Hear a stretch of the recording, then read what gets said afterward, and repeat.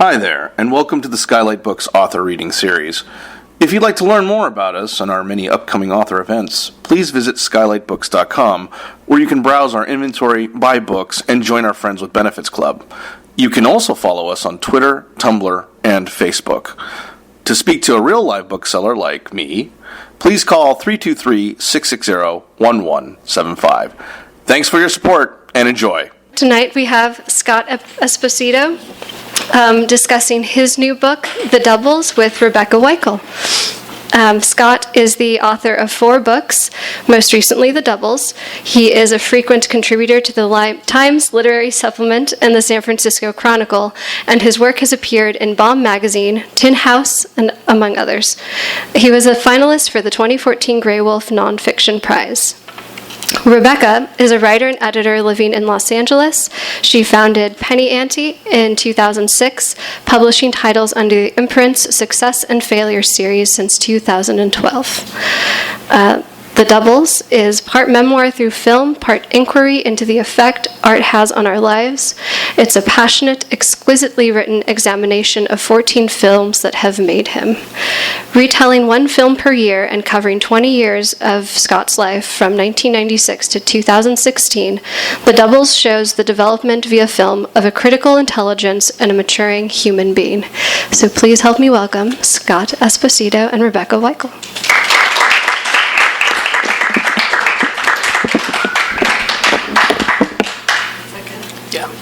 That's cool.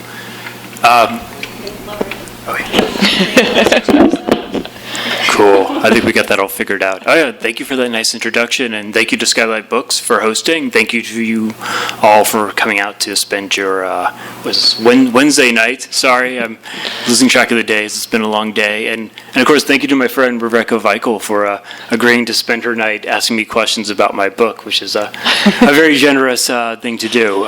So yeah. It's my pleasure, Scott. I think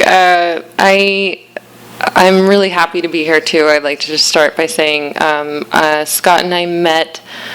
We've only actually met once in person, but Scott is someone that I feel like I know through this thing called the internet. You know, you see someone on Twitter all the time, and I also just follow his sort of reviews and takes on different new books that have come out and old ones as well. And I do, you know, even from that one sort of meeting that we had a really pleasant evening, and we just sort of talked about what we like about books, which seems so mundane, but can sort of open up a friendship that might last a lifetime. And I think we were just sort of commenting, like, pretty much everyone here is someone that I brought specifically, is someone that I met at a bookstore or through publishing or something like that. So I'm just really delighted to be here and talk about your new book, Scott. So he kind of threw me through a curveball earlier. I thought he was going to read and then we would talk, but there's going to be no reading. We're going to just go straight into it. So the introduction, first of all, why is it called TLDR? Which is an acronym for Too Long Didn't Read. And I like, the minute I opened it up, I was kind of like, why are you saying that about this essay? I would love to know why. Yeah, that's a fantastic question. So kind of the whole idea behind that, I had the concept for the book long before that essay came together.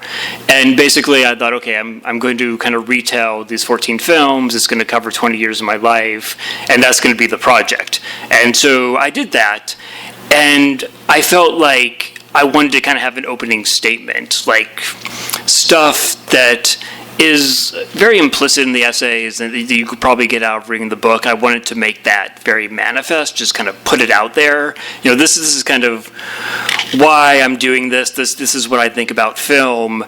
And I felt like that was kind of an important grounding to have at the very beginning of the book. The reason that I call it TLDR is that I didn't want to call it an introduction because nobody ever reads the introduction. I read the introduction, though.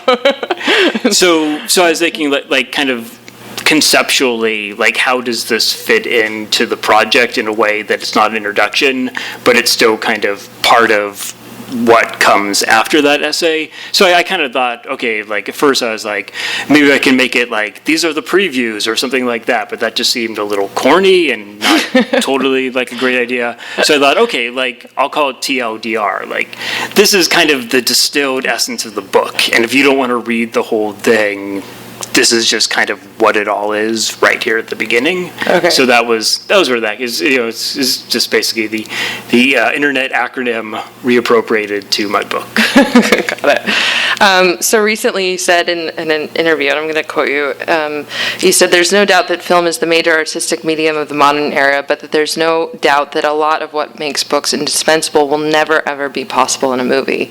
The Doubles comes out of that tension." And I was hoping that you could just sort of, and this is covered in the introduction, which is not too long and worth reading, sort of that tension and sort of the premise of the book, and sort of the different strengths that you see in film and literature. Yeah, so the way, kind of the best answer to that is to talk about how this all came together. So the way that this whole project started, I was watching The Seventh Continent by Michael Haneke, and that was a very powerful film for me. I had this kind of really, really, really powerful experience watching it, and that just kind of stuck in my head. Days passed, and I was still thinking about this film. I was still thinking about exactly how I felt as I was watching it, and just kind of that whole thing together. And so about a week had passed, and it still wasn't out of my head. It was still really, really, really kind of powerfully in me, and I wanted to get it out of there. So I thought, okay, I'm just going to kind of write everything that's swirling around in my head.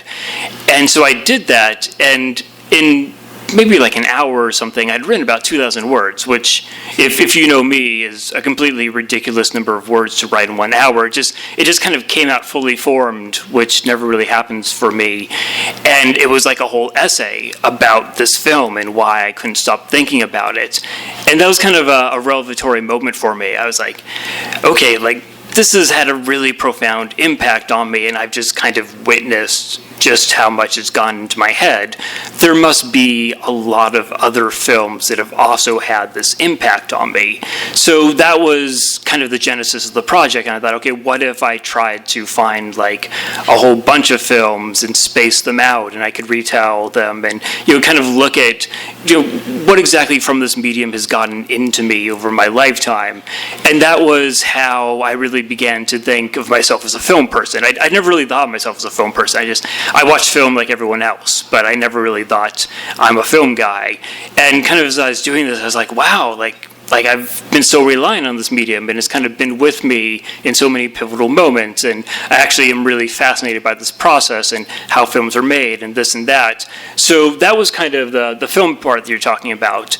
And as I looked into it, I began to kind of get this idea about, just kind of what the status of the medium, that it's just kind of ubiquitous, and these narratives really crisscross the world, and it really is kind of the major artistic medium of our time.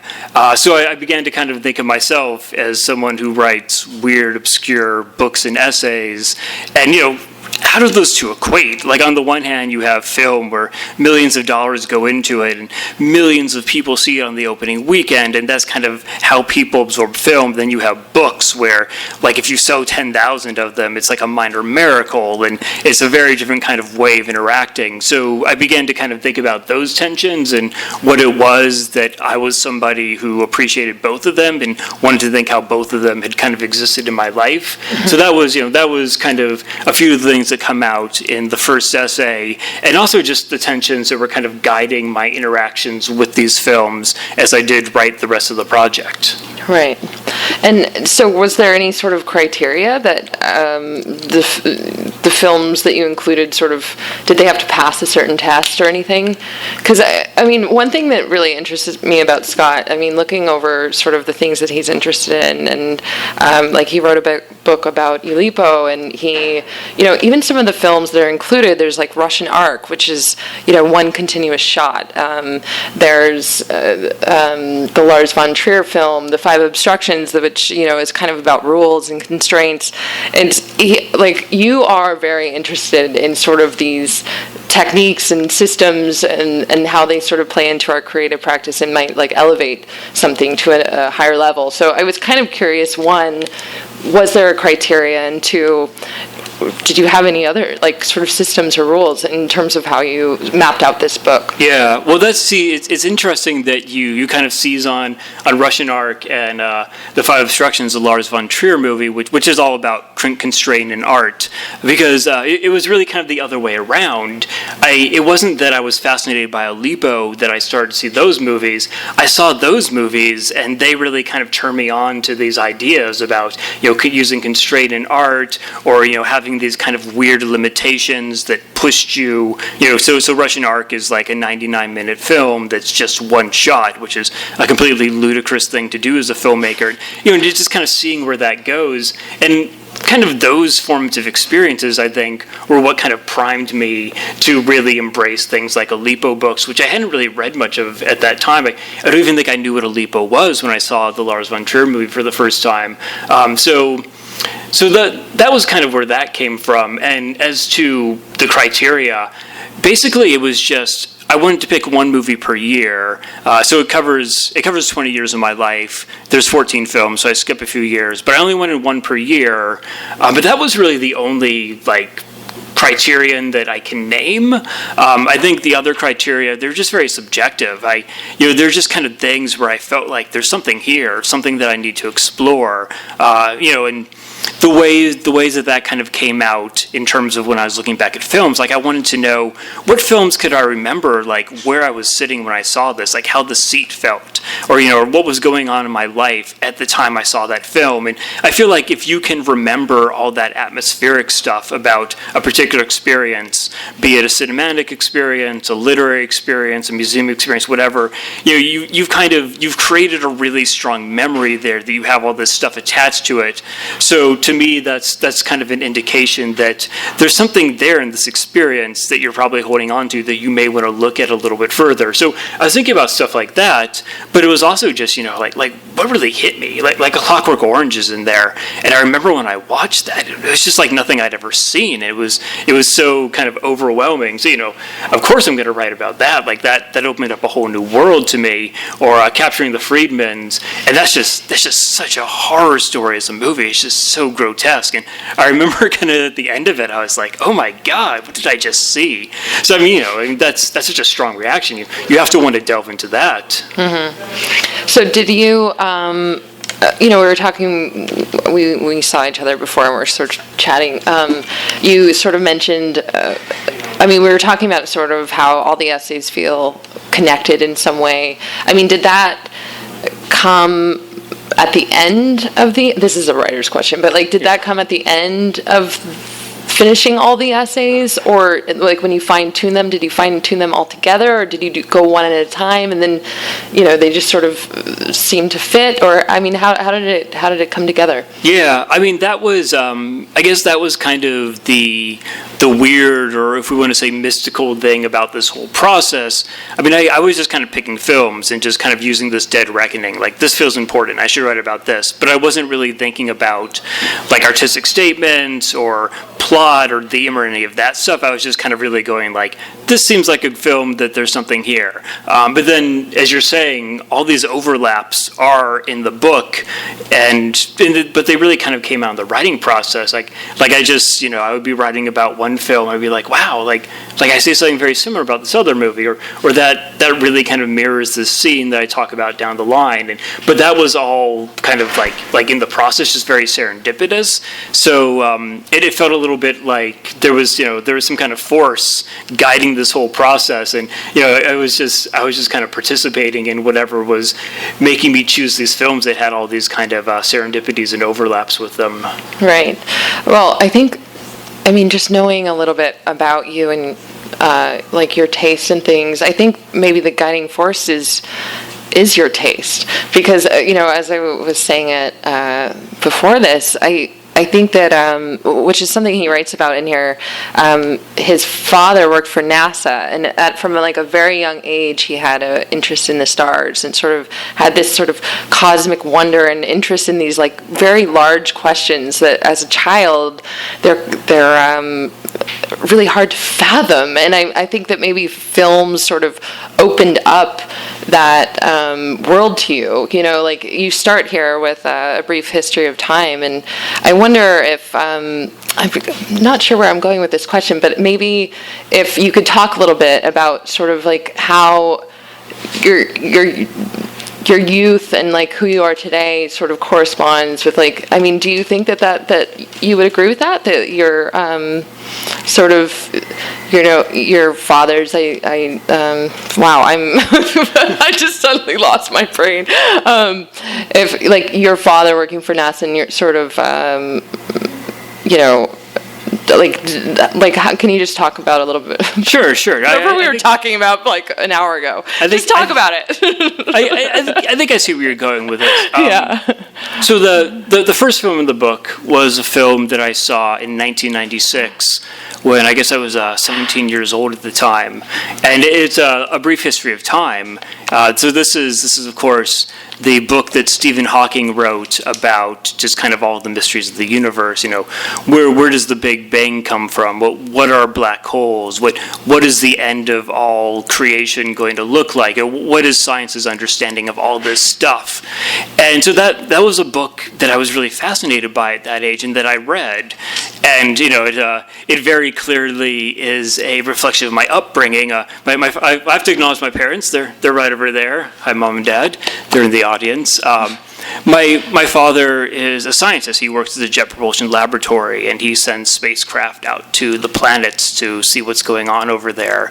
So, you know, that was a lot of my backbone as a child. That was kind of what I was getting as a kid. So it was very natural that I would become fascinated by this stuff, and I would kind of look for the mysteries that science was looking at in a cosmological way. And so I saw this movie, A Brief History of Time, and it was just kind of a very profound cinematic experience. And you know, and I say this, you know, as a 17-year-old, when you're not really thinking in terms of art and aesthetics, you're just some kid watching a movie. So you know, I wasn't like, wow, this is a profound cinematic experience. Like I would say now when I'm watching something, this is just kind of raw teenage youth, like reacting to it in some visceral way.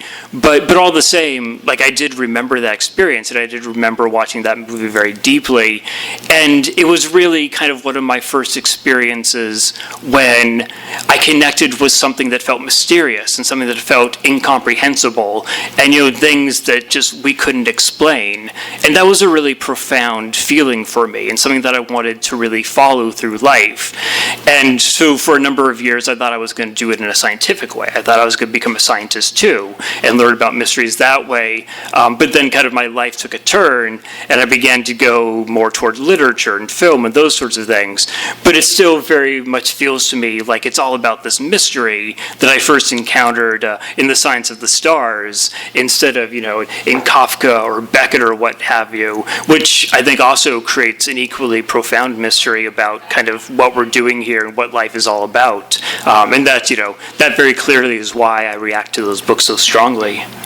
Right. And we hear about, you know, a lot of those questions sort of come up in the book as well. I mean, because they're sort of reflected off of, or, you know, you see them in films, and we sort of touch base on them throughout the essays and stuff. And I do want to go into sort of the memory of things and sort of accessing these memories and the process of that. And I'm just going to read a little bit. And I wanted to acknowledge my friend, a friend Adornia's, who pointed this out to Rebekah, and she wanted everyone to know that actually, it was a friend's insight. I came up with the question, and then today I was like researching interviews, and I was like, oh crap, this question's already been asked.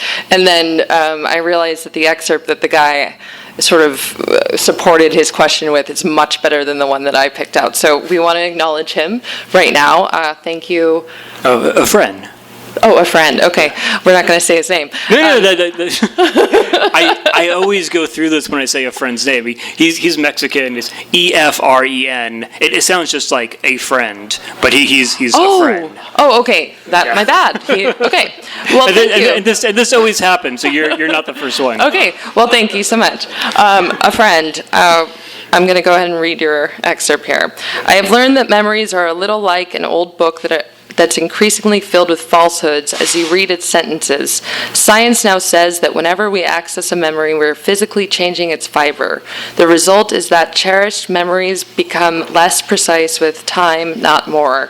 With each recollection, they are less the actual experience and more our impression of it. I cannot disagree.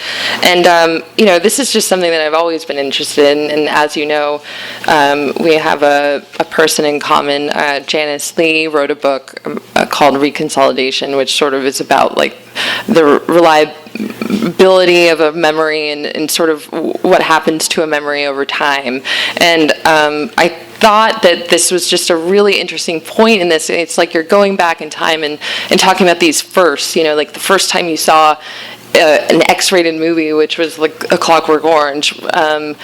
First time you fell in love with Soju River, which we were fighting about the pronunciation of that earlier. So who knows who has it right here? But I'm just sort of wondering your process of sort of accessing these memories and how you sort of reconciled between, or if you're cognizant of the difference between a memory and a reflection, and sort of combining the two.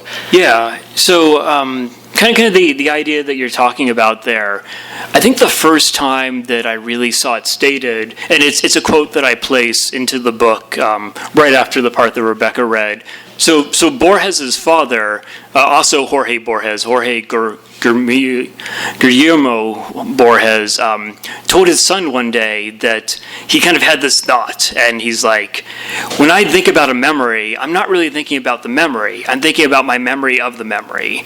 And then the next time I think about that memory, I'm thinking of the memory of the memory of the memory. And just kind of, each time you're making a photocopy of it, and you're getting a little bit farther removed from whatever really happened. And I remember reading that and kind of thinking, I wonder if that's really true or not. And I guess kind of as I've aged, I've come to agree with that point of view, and I've read a little bit about kind of popularized science that says what scientists think happened in the brain, and they kind of accord with that point of view. So when I was looking back at all of these experiences for the book, I kind of began to think about that because definitely there were lots of things like you watch a movie 20 years ago and it stays in your mind in a certain way, and then you watch it again and kind of all the way it existed in your mind that first time is transformed by you're watching it again. So things that you remember wrong, you're like, oh, I don't remember that right. Or things that are a little fuzzy, you see them really clearly because you're watching the movie. So I began to think about that, and I would also start, I would think about where I was when I was watching these movies and what was going on, and I kind of felt like as I was accessing all of this kind of memory architecture, like I really was changing it, and it was still kind of my true memory, but it was also a little bit of I'm putting into a narrative now because I'm 20 years older and I can see where my life has gone, so that memory is going to look different. And so I don't know, like as I was writing the book, I was very conscious of that process, and I did kind of feel like there was it's like this pristine snow-capped mountain in Alaska, and you're the first person to set foot on it, and once you kind of set foot on it, it's forever changed. And so I had very mixed feelings about that, and sometimes maybe I wish I just left the memory as it was, but all the same I decided to go through with this project, so I felt like I had to do a little bit of that trampling whether I wanted to or not. Right. And I read somewhere that someone called it possibly a book of fictions, which is sort of interesting because, when you think about sort of film teaches us to like aestheticize our lives and like add a narrative, and like maybe there was an element of that sort of to the project of creating a story arc, which is obviously easy to do because you're sort of accessing one memory and creating like and looking around at the rest of your life and how sort of it all fit together. We were talking about what was it? We were talking about. Well, maybe. Well, I'll just add a little bit to that while you're trying to find the next question. So I think the person you're referring to, I did an event to launch this book over in New York City a couple of weeks ago, and Alvaro Enrique, the novelist, was interviewing me there, and he had mentioned that he kind of felt like this was a book of fictions in a certain way, and I guess I can kind of see that. I mean, these I call them essays. And so what I do for each one is I have this film and I'm retelling the film from my own perspective. So there is that fictive element. I mean, I'm talking about this film, and in most cases the films are fictional. I'm telling you what happens. It's kind of a little bit more like a story than an essay at that point. I guess the essayistic portion is I'm injecting myself into this process, and I'm kind of, I'm interpreting the films as I go along, and I'm very kind of subjectively fixating on certain things that really, really appealed to me about these movies. So, but I do utilize the kind of the techniques of fiction. I mean, I want this to be compelling. I want when you read about the film that you're really, really drawn in as you would be to a work of fiction, and you want to read the essay all the way through, not only because you think I'm an interesting, fascinating, critical person, of course, but also that you think, wow, this is an interesting movie and I want to see what happens. So I mean, I guess that there is that fictive element in that way. Mm-hmm. And I think where I wanted to go with this, which is actually now off topic, but was the element of nostalgia being kind of, to me, obviously absent from this book. You're sort of like, you think, oh, I'm going to open a memoir, or part film criticism, and read about someone's experiences with film. And, reading the book, I felt a very nostalgic element for my own life, like a longing for sort of that first experience with certain films that sort of opened up my eyes. It was a longing for that feeling, because maybe I just feel so jaded and cynical these days, but that is definitely not here. If anything, it's we did talk about Soju River. That essay in particular is sort of about you meeting your partner, and it was like the first film you watched together, and you ended up spending the whole weekend together. And it's such a gorgeous essay, and it's about just sort of coming out of your apartment and walking down and seeing the leaves fall, I think. And there's maybe a mention in there about how you sort of long for that like split moment of like walking down that street.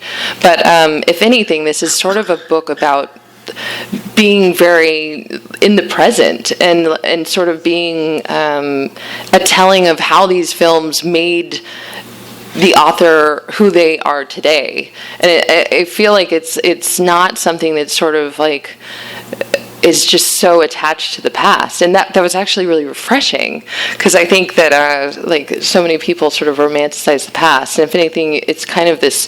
I don't. Would you agree? Or yeah, I mean, it's kind of a strange thing to say, because we keep calling it a memoir, and we keep like talking about all of these things that have happened to me in my life, but I didn't really look at it as a book about the past. I kind of looked at it as a book about the present. Like I was writing about these movies from the perspective of who I am right now, and even though I do deal with things that happened to me long, long ago, I wasn't nostalgic for those times. It was more like I was trying to look at them and kind of put them into the texture of these essays I was creating. So yeah, I don't think there's a lot of nostalgia in there. I I don't miss those times, or when I think about these movies, I don't miss those times. I just kind of think about, oh, this is interesting, like kind of what I got out of this experience has clearly gone into the person I see myself as now, and how has that happened, and can I kind of trace the path back to how all that got in there and how it's transformed over the years. So I mean it's a little bit more, I guess, forward looking than a nostalgic book would be, maybe. And this is more of a again, writer's question, but you had mentioned that one of the harder essays was the Koyaanisqatsi essay. Can you sort of talk about some of, like, what were the hurdles that you sort of encountered with some of these essays? Sure, totally. So Koyaanisqatsi, if you haven't seen it, is this really, really, really weird experimental film that's really just a bunch of images of the natural and human worlds, and it's kind of, to crib from the filmmaker, it's about the effects of technology kind of in the human world. And so, but it's not narrative. There's no words spoken at all in the movie. It's just all these images. And if there's any narrative, you kind of create it as you watch it. And it's scored by Philip Glass, so it has this kind of very, very strong musical aspect to it. And I found that a challenge. Well, because I've been working with all these films that have really strong narratives. I mean, one of the reasons why I was so interested in them was because they had these really compelling characters I was fascinated by, or they had these plot lines that I wanted to see where they went. And so, I kind of had done a lot of films like that. I'd subjected a lot of those sorts of films to my method, and I kind of had a sense of, okay, now I understand how to write an essay that goes in this book. Like, I know how this works. I have a few tools and techniques that I can bring to bear. But then I had this movie, which I'm just like, well, none of this pertains to this movie. This is completely different from the rest of those. So, like how do you construct that architecture? How do you link the paragraphs? How do you make sense from all these images in a way that is going to be equally as compelling? You're talking about, I don't know, you're talking about A Clockwork Orange, where you have Alex, and he's off raping and murdering people, and then the prison subjects him to this horrible punishment. That's a plot. So how do you take kind of like, how to retell that movie, how do you then kind of take it where it's all these images of canyons and deserts and waterfalls and people on beaches, and how does that all compute? So it was kind of like starting from the ground up on it. But I guess to kind of get back to the whole idea of constraint, it felt like a much different challenge, and I don't know, I really appreciate writing that essay because it was a really different thing from the rest of them, and I kind of felt like in the end it came out good for that reason. Yeah. And I was pointing out to Scott earlier that a lot of these essays sort of reflect, like, the writing style sort of like picks up on the movie itself, in my mind. And I was wondering if he agreed. Like in the case of Clockwork Orange, the essay is very like abrupt, and you were saying has more curse words in it than anything else. And Kieslowski's The Double Life of Veronique is like just so lush. This essay is so lush, and it moves so fluidly from one thought to the next, and it sort of just encapsulates that exact feeling I felt when I watched that film for the first time, and sort of his visual sort of poetry, that style of just being so sort of ethereal and stuff. So I was wondering if you could sort of elaborate on it. Like, you did agree at dinner, sorry, we already had the interview, you guys missed it, by the way. But if you could sort of elaborate on, like, you do agree that sort of impacted it, and if you could go into that a little bit. Yeah, I was very gratified when Rebekah said that, because that was definitely something I was really trying to do with the book. So I kind of come out of the critical tradition. I write a lot of criticism. That was kind of how I first emerged as a writer.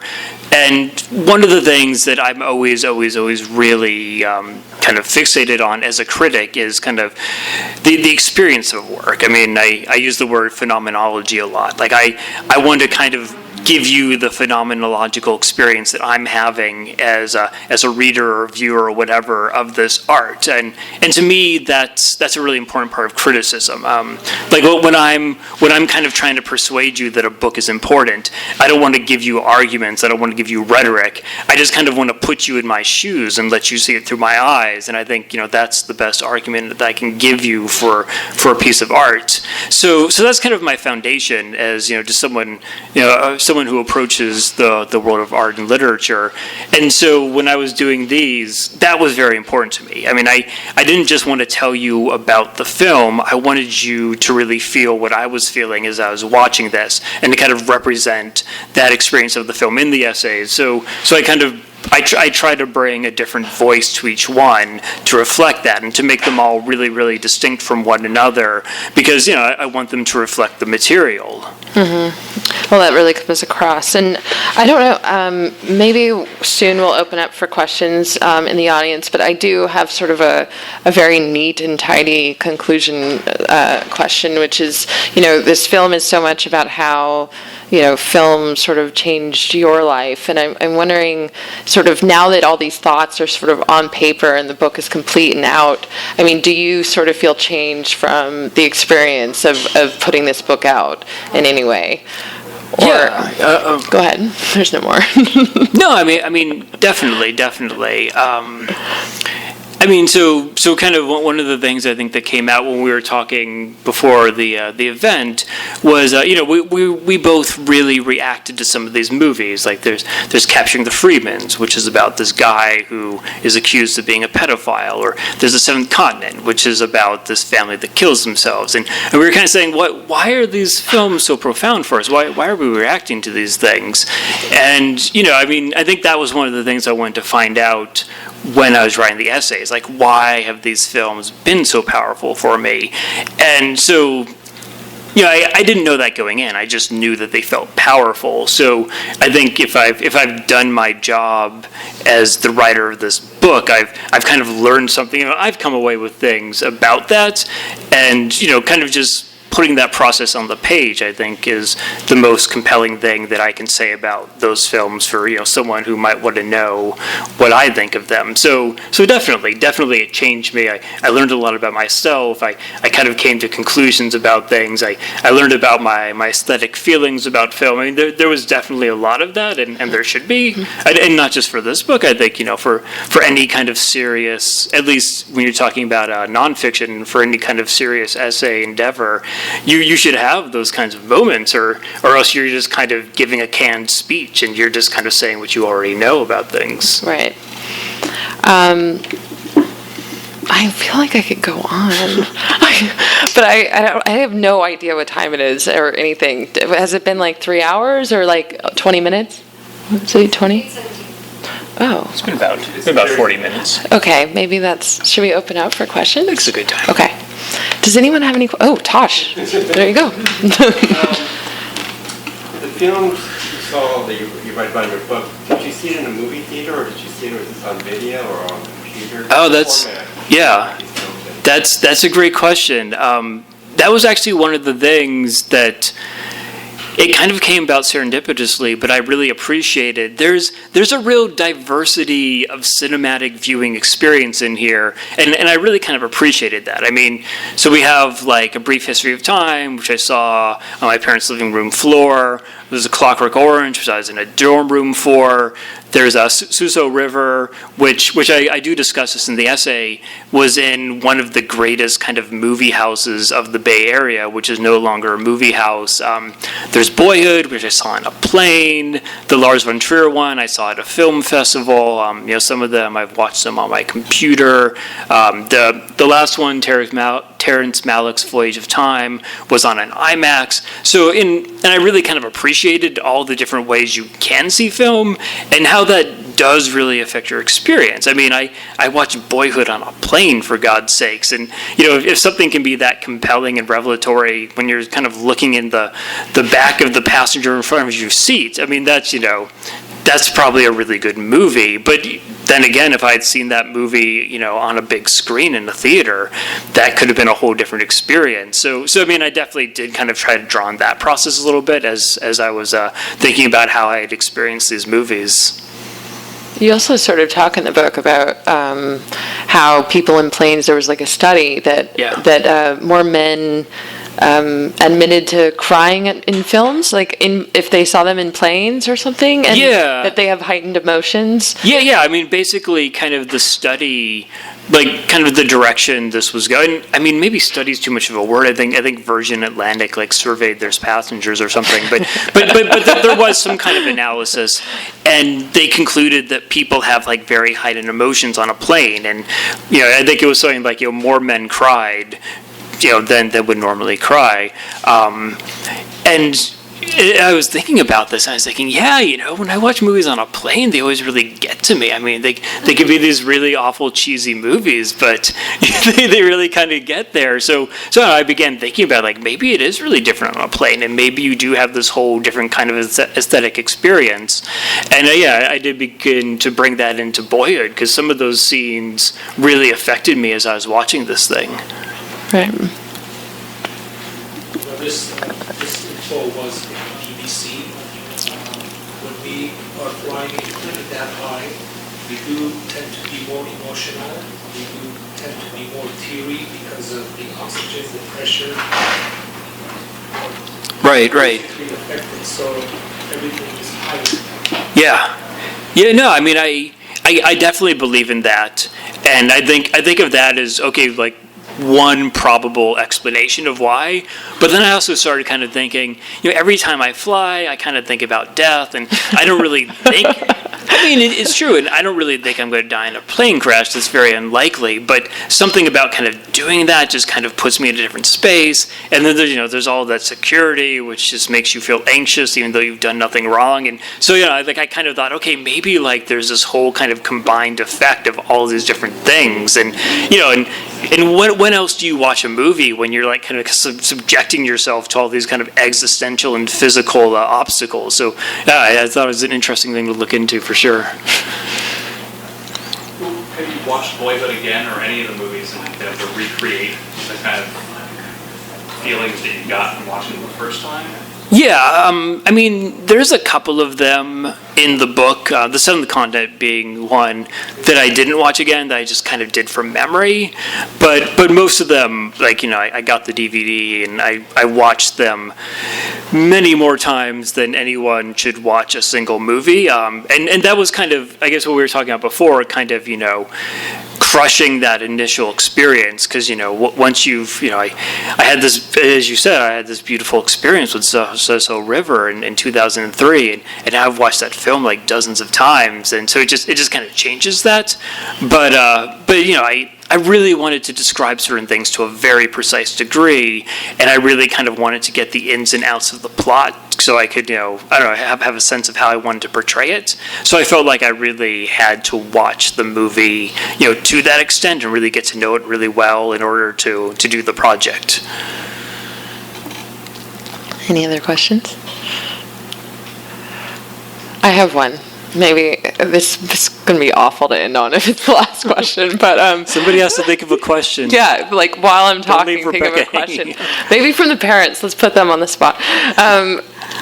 Kieslowski once said that he was a pessimist and it was his greatest attribute, which I sort of I think I'm drawn to that in the people I read and watch as well. Like they sort of have these voices that are very pessimistic, but you and there's a handful of others. Like I actually feel like you're a bit of a, like you have this positivity to your writing that, and I want to cement that right now. Do you agree, or do you identify as a pessimist? Oh no, definitely. I'm absolutely an optimist. I don't think I could watch some of these movies if I was a pessimist. I would end up killing myself. I mean, if you're a pessimist, don't watch The Seventh Continent. You'll have nothing left to hold on to. No, I mean, I think optimism is one of the things that kind of lets me explore this art and come out, and go on with my life, because it can be some really bad stuff. That's an interesting quote about Kieslowski. I didn't know he said that, because when you said that Kieslowski said he was a pessimist, what immediately came to mind is something I mentioned in that book. So this young woman had saw the Double Life of Veronique. She watched it 3 times in the theater. She liked it so much, and she came somehow she got into contact with Kieslowski, and she told him, your movie makes me believe in my soul. And he was so incredibly flattered by that. It just kind of made his day. So I don't know. I mean, can you be that pessimistic if you're that? I was a little shocked too, and I mean also that film is. I mean, I think he said the main lesson of that film was to live more carefully, right? Yeah. And which is such an acknowledgement of like that all things and all people are sort of connected. Because he was very the concern behind that was watch your actions because you don't know how you'll influence or impact the people around you. Which it just doesn't seem like sort of something that a pessimist would say, but. Yeah. But he was Polish and lived through some pretty awful stuff, so. Yes. I'm sorry I came late, but which von Trier were you interested in? Oh, well, in the book, I discussed The Five Obstructions, which was a weird kind of documentary he made with the Danish filmmaker Jørgen Leth. Leth had created this short film called The Perfect Human, which is like a 20-minute film, and it's just kind of this weird, surreal thing about like these perfect people. And so Lars von Trier challenged him to remake it 5 times, and the twist is that Lars von Trier was going to put down conditions like you have to do this when you remake it, you have to do that, you have to do it here, you can only do this, and so kind of they did it 5 times, and kind of the give and take of that was the movie, and that was actually the first von Trier's film I saw, which was a little bit of an outlier because it's a lot more kind of playful and just generally life-affirming than most of his stuff. but it did really kind of get me into, as I said, these ideas of constraint in art, and it did get me into von Trier. And so, for those reasons, and also just because it's a really kind of interesting movie to pick apart, I wanted to discuss it for the book. Did you see Boss of It All? I'm sorry? Boss of It All?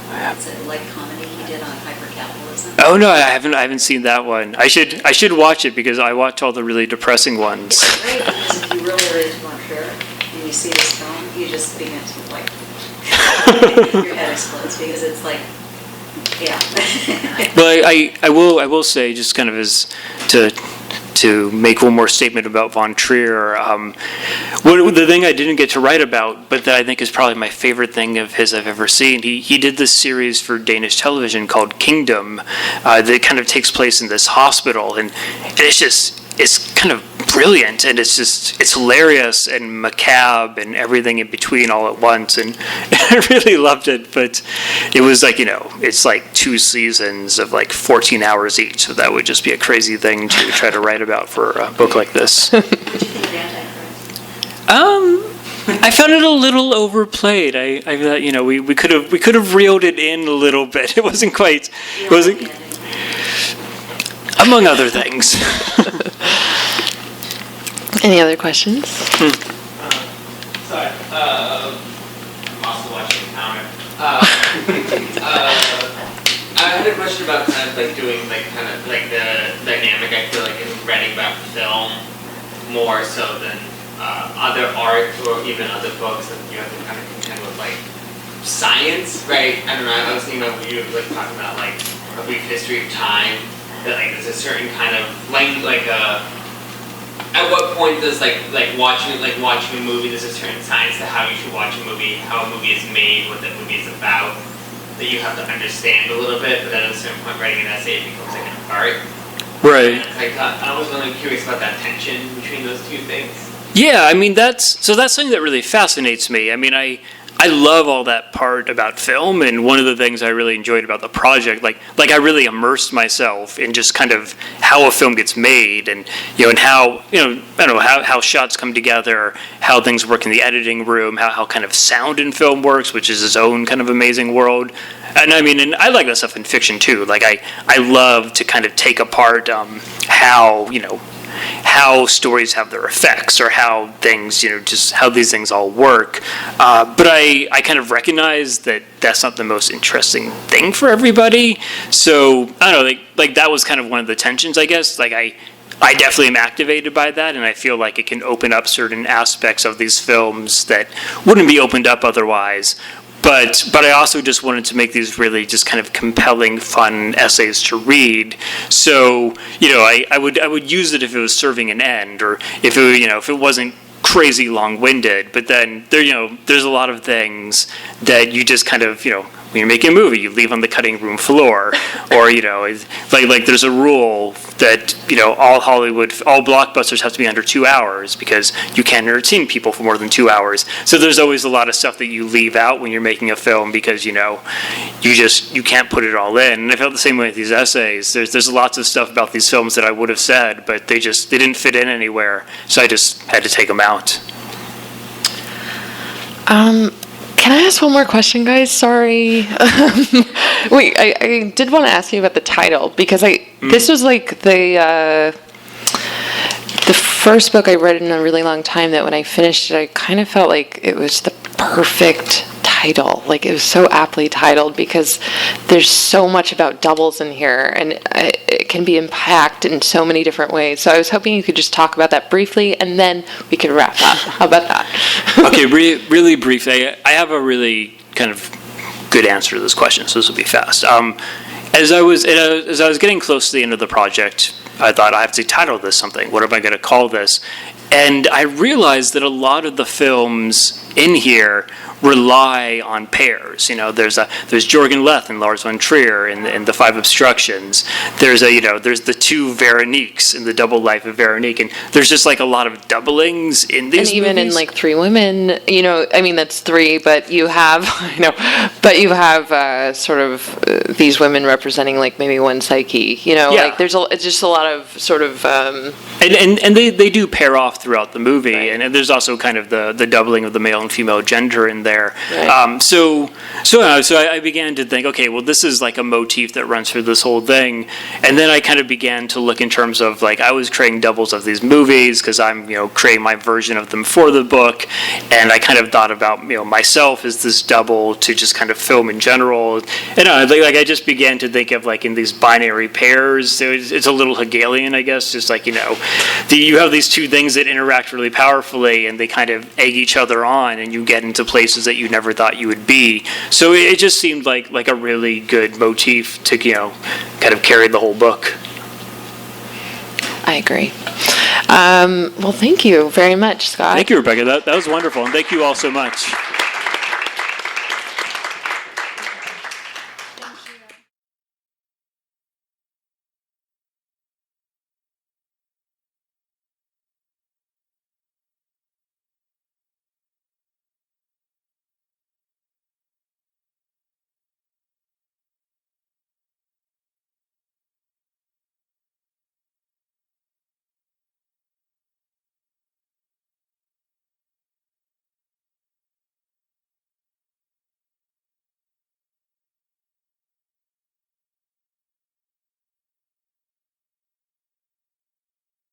You've been listening to the Skylight Books author reading series.